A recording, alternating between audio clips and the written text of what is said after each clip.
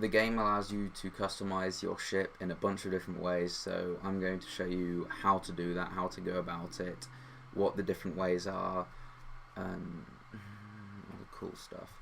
We'll start off with the obvious, good god, which is camouflage.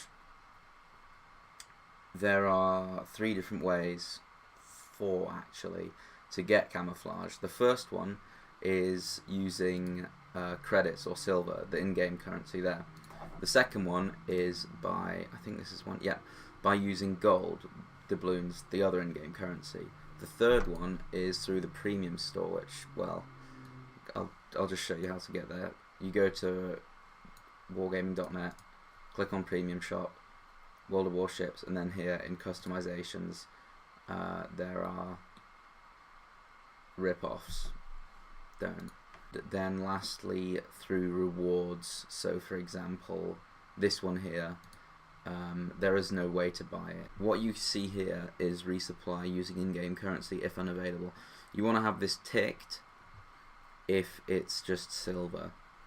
That means when you run out of camos, it'll, after a battle, it'll buy you a new one. What you don't want is, let's get one that's resupplied with gold. If we mount one of these, you do not want this ticked, because then it'll start eating through your doubloons, which are real money, and yeah, you don't do that.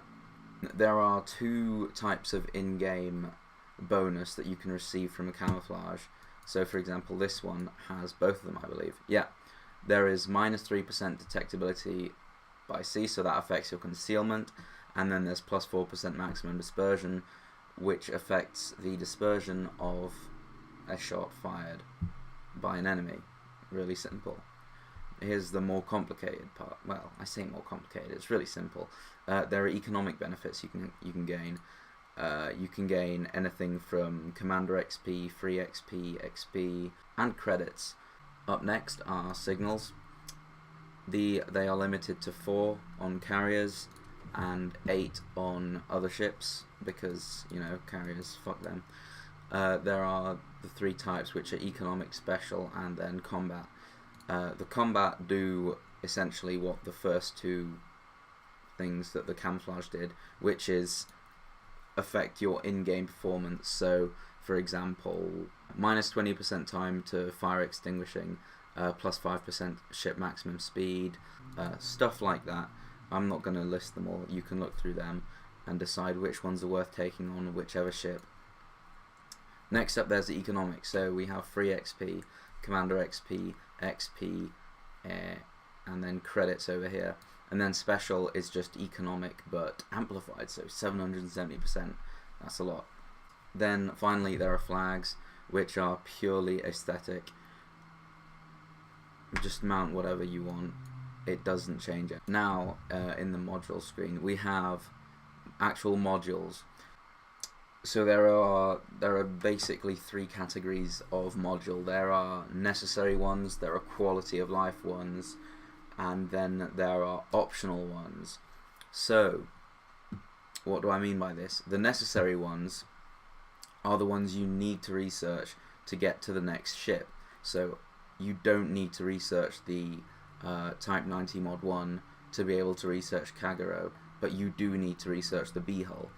Next up, quality of life, which is, for example, the Type 90 Mod 1. They are a lot better. Quality of life modules make the grind a lot easier, and they make the ship more enjoyable to play. It's usually propulsion, range, or a different type of armament. Baltimore has got 2 sets of guns. The first one has 4.4 seconds longer reload and does 400 less AP alpha damage. So obviously this is going to make grinding it a lot more enjoyable. Then lastly, there is the optional type of module. What I mean by this is it's a different playstyle. So for example, here on the Kurfürst there is a 16-inch gun and there is a 420cm gun. The 16-incher, a lot faster reload, and a lot higher penetration, under 11 kilometers. On the flip side, the 420s have a lot more alpha, but they have a longer reload. So, you know, depending on what you want, I prefer to have the smaller caliber. You know, there is no right or wrong answer. Next up, we have the upgrades. There are two types of upgrades that you're going to be mounting. Ones that improve a ship's strengths, and one that reduce its weaknesses. So a weakness of Montana is it has a terrible rudder shift. So you can mount steering gears mod 2 to improve that. Montana has got really sweet accuracy, so you can mount artillery plotting room mod 2 to further increase that. Also has great AA, so you can mount the AA module. Things like this. Stay away from secondary mods. They may look cool, secondaries, you know, ooh, look at that, don't ever, it's retarded. Finally, there are consumables. Most ships don't give you many options, so for example Montana, you can either go for catapult fighters or spotting aircraft, you know. But one thing that you do want to take away is there are two types. There is Repair Party 1, Repair Party 2, you see that? This one you pay more, well, you have to pay, this one's free. But it is significantly better. They generally get one more charge, and the cooldown is less. So that is definitely something you want to go for. There are also ships that have a fuck ton. Edinburgh comes to mind. Where are you? There you go. So Edinburgh can mount 4 different types of consumable: smoke, spotting aircraft, catapult fighter, or radar. The two most popular ones are radar and smoke. But yeah, they give you a lot of options. This is just pick your consumables based on your playstyle, is what I'll say about that. And make sure, ooh, another thing, ooh, cheeky wargaming. When you select, you see how there it's for doubloons. When you select a premium consumable, it is defaulted to doubloons. So make sure you click this arrow and select the silver. Yeah, that covers that basically.